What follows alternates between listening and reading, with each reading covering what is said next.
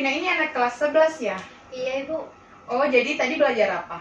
tadi belajar fisika Ibu, sekarang matematika tapi gurunya nggak masuk jadi saya kesini Ibu.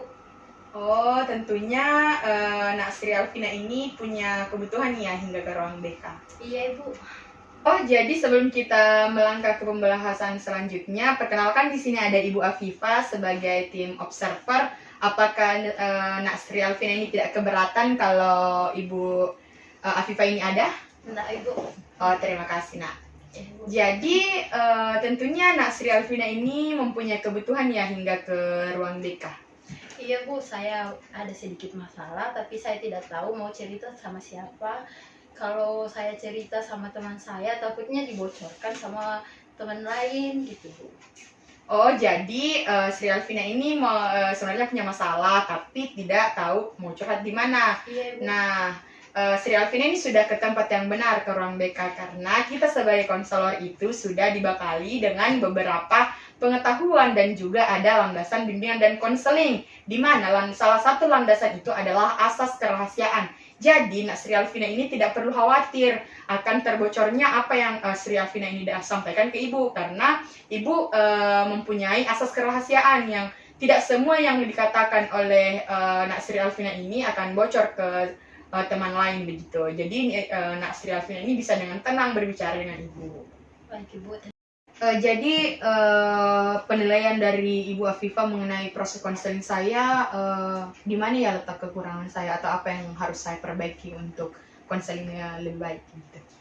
Tadi itu saya melihat, saya mengamati proses konseling yang terjadi antara Ibu Sakina dan Nak Sri Alvina Damayanti ini sebenarnya sudah cukup bagus, tetapi kurangnya itu terletak pada memberikan sentuhan kepada klien atau konseli agar konseli ini merasa nyaman untuk bercerita kepada Ibu Sakina.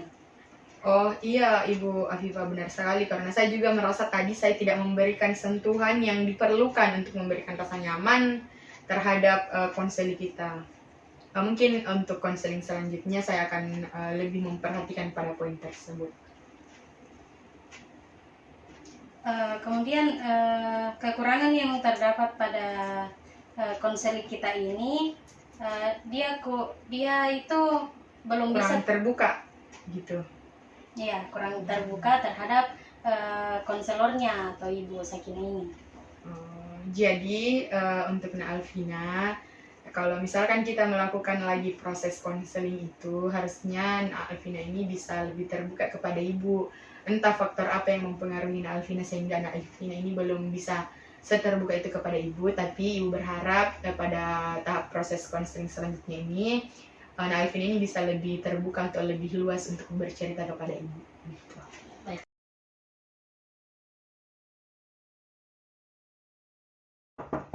Assalamualaikum Ibu, bisa masuk? Waalaikumsalam, silakan Nak. Ya Bu, makasih. Nah, Nurul Sakina ini dari kelas 12 ya?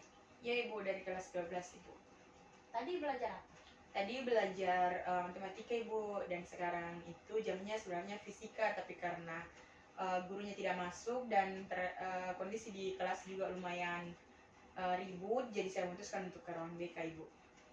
Jadi Nurul Sakina ini memutuskan untuk ke ruang BK pasti ada tujuannya kan? Iya Bu, jadi sebenarnya itu Bu, saya memiliki sedikit masalah Ibu, dan saya tidak tahu harus cerita di mana dan meminta solusi kepada siapa, jadi saya memutuskan untuk ke ruang BK Ibu. Baik, sebelum Ibu melanjutkan proses konseling ini, saya ingin menanyakan kepada Nak Nurul Sakina, apakah keberatan atau tidak jika ada Ibu Sri Alvina Damayanti sebagai tim observernya atau tidak? Kalau saya sendiri Bu tidak keberatan Bu dengan adanya tim observer. Baik. Tadi kan dikatakan oleh Nak Nurul Sakina ada tujuannya ke ruangan BK. Iya Ibu, sebenarnya itu Bu, saya butuh teman curhat Bu, dan kalau misalkan saya curhat di teman sekelas itu Bu, kadang saya curhat hari ini dengan dia, besoknya dia cerita dengan temannya Bu, jadi saya kurang percaya dengan mereka Bu, jadi saya memutuskan untuk ke ruang BK, barangkali Ibu bisa membantu saya gitu Bu. Nah, betul sekali.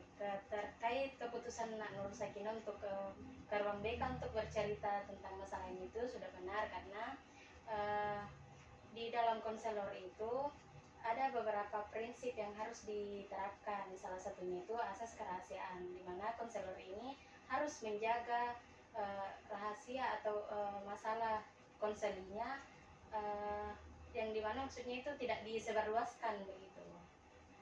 Oh iya Bu, jadi mungkin saya bisa berbicara Bu tentang masalah saya Bu.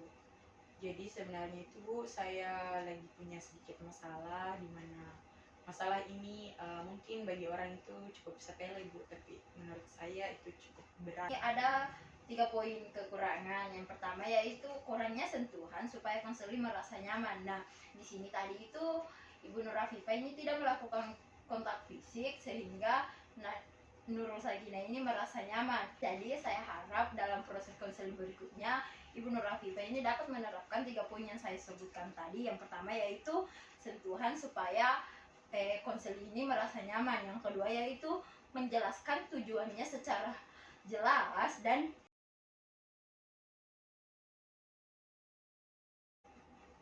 Baiklah, di sini ada pun kekurangan yang terletak pada konselornya sendiri, yaitu konselor tersebut tidak melakukan kontak mata secara jelas kepada konseli, yang membuat, karena seharusnya itu kontak mata itu sangat penting, karena ya seperti yang kita ketahui bahwa kontak mata antara konselor dan konseli itu sangat diperlukan supaya konseli ini merasa bahwa dia itu dipahami atau dimengerti oleh sang konselor tersebut. Dan juga poin kedua yaitu kurangnya penyampaian mengenai tujuan konseling yang sebenarnya, di mana harusnya pada awal konseling tersebut seorang konselor ini memberikan pemahaman terkait tujuannya dilakukannya konseling tersebut dengan secara jelas, supaya konseling ini tahu bahwa apa yang seharusnya dilakukan begitu. Dan untuk kekurangan yang ada pada konseli tersebut atau hal yang perlu diperbaiki oleh konseli tersebut yaitu pada poin keterbukaan. Nah, di mana saya melihat pada proses konseling tadi Nak Nur Afifah ini masih tertutup begitu, belum bisa menyampaikan semua masalahnya dengan jelas. Mungkin ada banyak faktor yang bisa mempengaruhi Nak Nur Afifah ini, entah faktor kenyamanan ataupun apa. Tapi saya berharap pada proses selanjutnya, proses konseling selanjutnya, Nak Nur Afifah ini bisa menyampaikan secara jelas apa pokok permasalahannya, supaya Ibu Sri Alvina ini bisa dengan cermat memahami masalah yang Anda jalani, jadi bisa memberikan solusi.